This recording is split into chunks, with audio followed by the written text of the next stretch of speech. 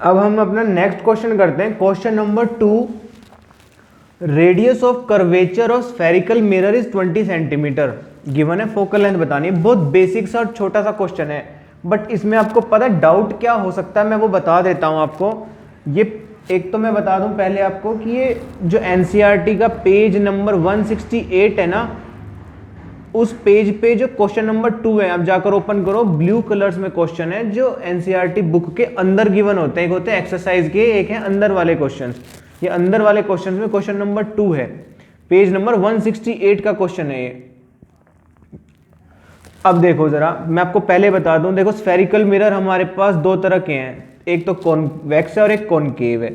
ये वाला हमारा कॉनकेव है क्योंकि हमारा लेफ्ट साइड से इंसिडेंट रे आएगी। हमने मान ये रखा है कि लेफ्ट साइड से इंसिडेंट रे आएगी, मींस ऑब्जेक्ट हमारा लेफ्ट साइड में है, तो इंसिडेंट रे कहां से आ रही है? लेफ्ट साइड से आ रही है ना।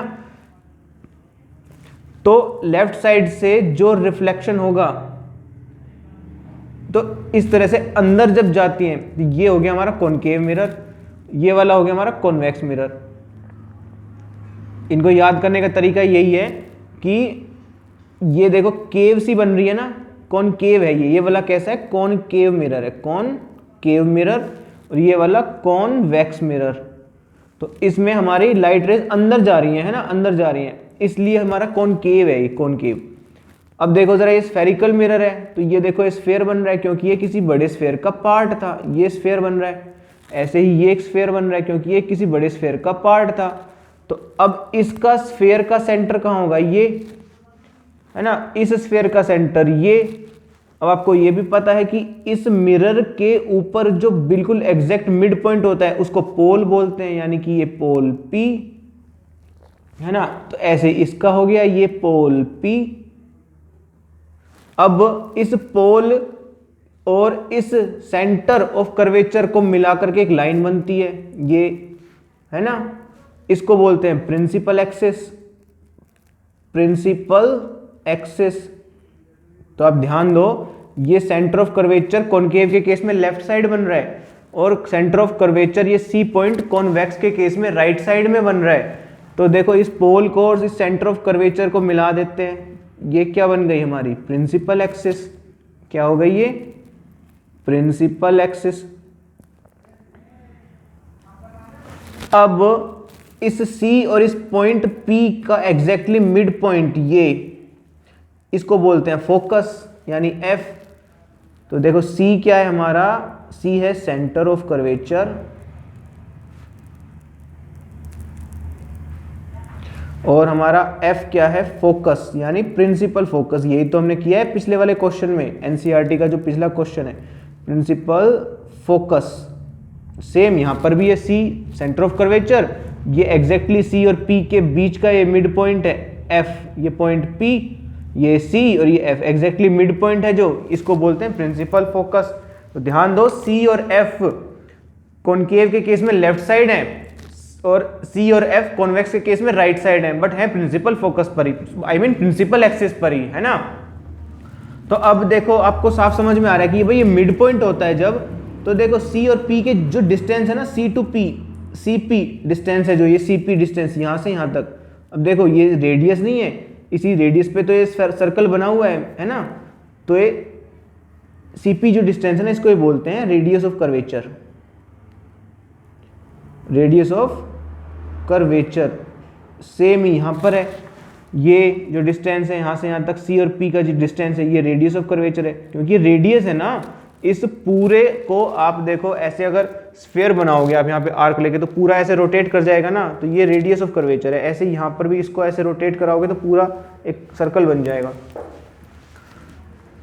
तो जो F है ये फोकल, देखो F क्या है? यहाँ से यहाँ तक ये डिस्टेंस क्या है? रेडियस ऑफ कर्वेचर R, है ना। देखो यहाँ लिख लेते हैं, ये क्या है? यहाँ से यहाँ तक R।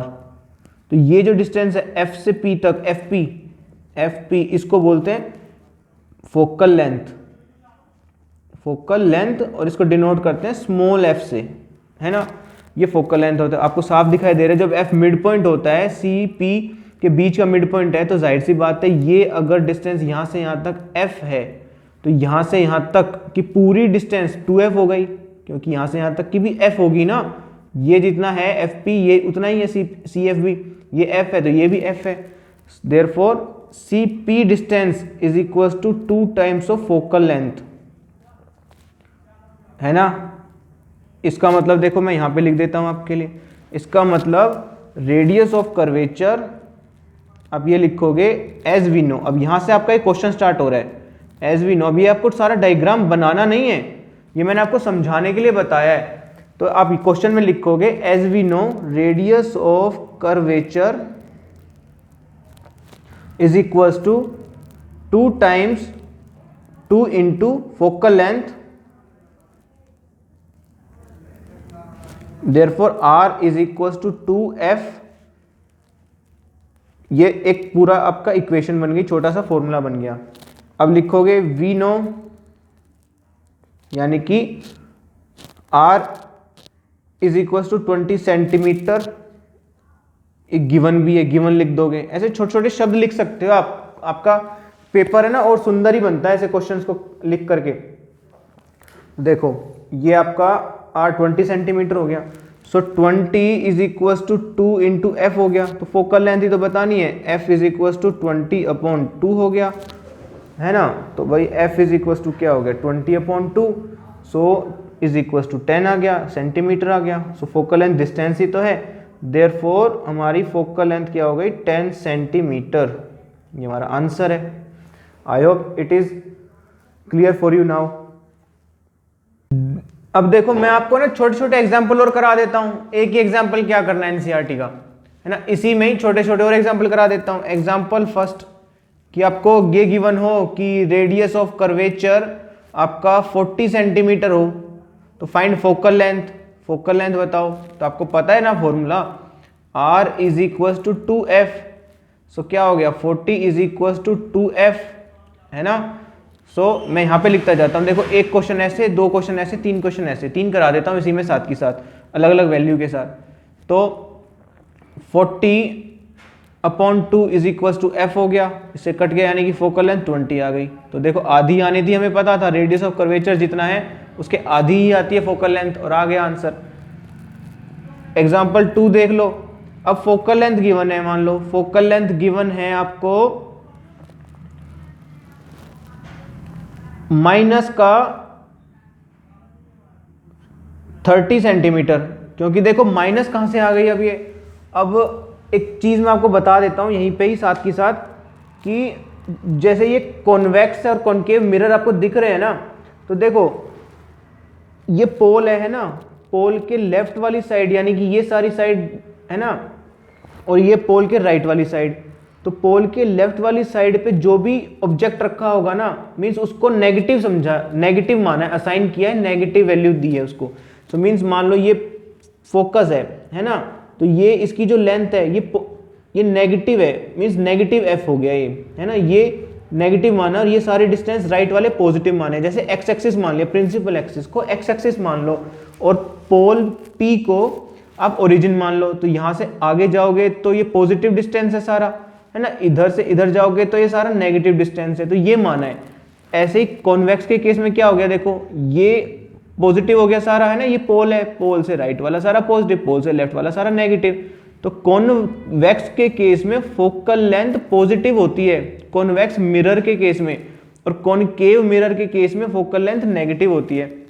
तो आप ये देखो, ये समझ सकते हो ना, यहाँ पर आपको अगर ये गिवन है एफ फोकल लेंथ -30, इसका मतलब इससे आप एक तो ये पता लगा लोगे कि ये लेंस मीन्स एक मिरर कौन सा है। तो आपको देखो क्या चीज पूछी है, आर पूछा है और मिरर का नेम पूछा है कि मिरर कौन सा है ये।